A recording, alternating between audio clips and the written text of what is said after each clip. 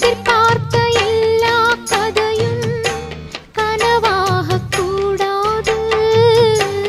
உன்னை தேடி போகும் போது வழி மாறக்கூடாது.